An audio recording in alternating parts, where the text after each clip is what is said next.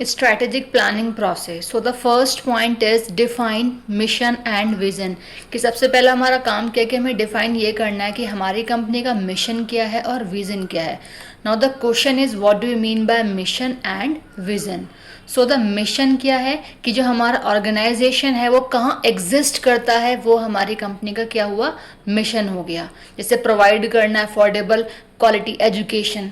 ठीक है, एक एग्जांपल दिया मैंने एजुकेशनल सेक्टर का. अगर हम बात करते हैं किसी कंपनी के प्रोडक्ट की कि जो हमारी कंपनी है वो किसी गुड्स को मैन्युफैक्चर करती है, प्रोडक्शन कंपनी है, तो इट मीन्स क्या है कि वो कैसा क्वालिटेटिव गुड्स प्रोवाइड कर रही है पब्लिक को. ठीक है. Now the vision. विजन क्या है कि हम फ्यूचर में अपनी कंपनी को कहाँ देखना चाहते हैं, नोन एज विजन. ठीक है. तो अब next point is environmental analysis. Next point में क्या है कि हमें अपनी कंपनी के एनवायरमेंट को एनालाइज करना है. अब एनवायरमेंट को एनालाइज करने के लिए हमारे 2 फैक्टर्स होते हैं, internal factors and external factors. ठीक है.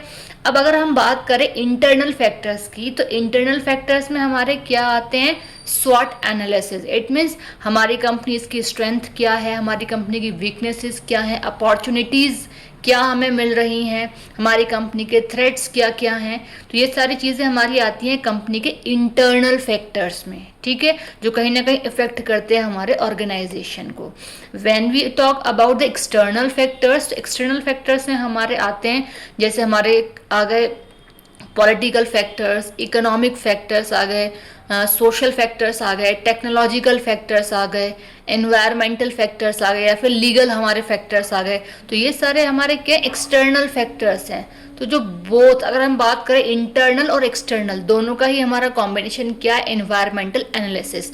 तो हमें इंटरनल और एक्सटर्नल दोनों ही फैक्टर्स को एनालाइज करना है. Now the third point is set strategic objective. कि हमें क्या करना है, सेट करना है कि हमारा ऑब्जेक्टिव क्या है. ठीक है. तो स्ट्रैटेजिकली हमें अपने ऑब्जेक्टिव को सेट करना है कि हमारा ऑब्जेक्टिव क्या है. अब हर एक कंपनी का जो ऑब्जेक्टिव होता है वो बिल्कुल डिफरेंट है. पहली बात तो ये कि हमारा ऑब्जेक्टिव बिल्कुल क्लियर कट होना चाहिए. अब नेक्स्ट थिंग इज कि ऑब्जेक्टिव आखिर हमारा है क्या. देखिए कोई कंपनी जो है, किसी कंपनी का ऑब्जेक्टिव होता है कस्टमर सेटिस्फेक्शन, किसी कंपनी का ऑब्जेक्टिव होता है कस्टमर को प्रोडक्ट मतलब कस्टमर को सेटिस्फाई करना. ठीक है. किसी कंपनी का होता है हमारा ऑब्जेक्टिव कि प्रॉफिट अर्न करना. ठीक है. किसी कंपनी का ऑब्जेक्टिव होता है कि मार्केट में नेम एंड फ्रेम कमाना.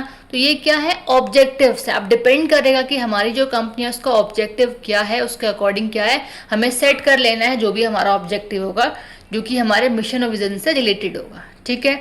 Now the next point is formulate strategies. अब हमें क्या करना है, स्ट्रैटेजीज फॉर्मुलेट करनी है, स्ट्रैटेजीज बनानी है जिससे कि हम अपने कंपनी के ऑब्जेक्टिव को अचीव कर सकें. ठीक है.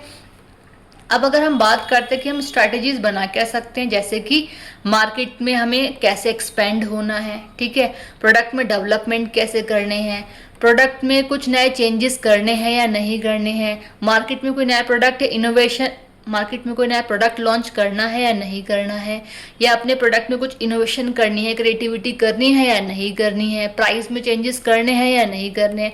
तो ये सारी चीज़ें एक तरीके से पार्ट किस चीज़ का आ जाएगा, या फिर हमारी कंपनी की कॉस्ट क्या है, डिफ्रेंशिएशन क्या हम कर सकते हैं अपने प्रोडक्ट्स में, क्या कुछ नया कर सकते हैं. तो ये क्या है, हमारी स्ट्रैटेजीज हो सकती हैं जो कि हमें फॉर्मुलेट करनी है, बनाने की कौन कौन सी स्ट्रैटेजीज हम यूज़ कर सकते हैं. ठीक है. नाउ फॉर्मुलेट का मतलब होता है बनाना, क्रिएट करना. Now the next point is implement strategies. अब हमने इसके ऊपर वाले पॉइंट में क्या किया, स्ट्रैटेजीज को फॉर्मुलेट किया, बनाया. ठीक है. सोचा उससे कि क्या क्या हमारी स्ट्रैटेजीज हो सकती हैं. अब फाइनल क्या है, फाइनल हमने कर लिया फॉर्मुलेट में ही कि फाइनली हमने कौन सी स्ट्रैटेजी इंप्लीमेंट करनी है. नेक्स्ट पॉइंट कहता है इम्प्लीमेंट स्ट्रैटेजीज. इम्प्लीमेंट का मतलब होता है अप्लाई करना, यूज करना. कंपनी में जो स्ट्रैटेजी आपने बनाई है, फाइनल की थी, उस स्ट्रैटेजी को इम्प्लीमेंट कर देना अपनी कंपनी में. ठीक है. इम्प्लीमेंट करेंगे तभी तो वर्किंग स्टार्ट होगी. अब इम्प्लीमेंटेशन में कुछ भी हो सकता है, जैसे कि आपने एलोकेट कर दिए रिसोर्सेज, मतलब आपने स्ट्रैटेजी को इम्प्लीमेंट किया, वर्किंग स्टार्ट हुई, तो उसके लिए आप क्या करेंगे, एलोकेट कर देंगे रिसोर्सेज को, रेस्पॉन्सिबिलिटीज़ असाइन कर देंगे, डिफरेंट जो हमारे डिपार्टमेंट के हेड्स हैं उन्हें, ठीक है। कंपनी में पॉलिसीज क्रिएट करेंगे, प्रोसीजर्स क्रिएट करेंगे वर्किंग के रिगार्डिंग, कम्युनिकेट करेंगे प्लान्स को, किसका क्या प्लान है, ठीक है, किस डिपार्टमेंट में क्या होना है, कैसे होना है। तो इस तरीके से क्या है, इम्प्लीमेंट हो जाएंगे स्ट्रैटेजीज कंपनी में। Now the next point is monitor and evaluate. अब हमें करना क्या है कि जो हमने कुछ भी ऊपर से प्लान किया है या फिर प्लानिंग के बाद हमने इम्प्लीमेंट किया है, उन सभी चीज़ों को हमें मॉनिटर करना है, इवेल्युएट करना है, जज करना है, चेकआउट करना है हमें बार बार उसे, कि जो चीज़ें हमने कही हैं, फाइनलाइज की हैं, क्या उसके अकॉर्डिंग वर्किंग चल रही है या नहीं चल रही है।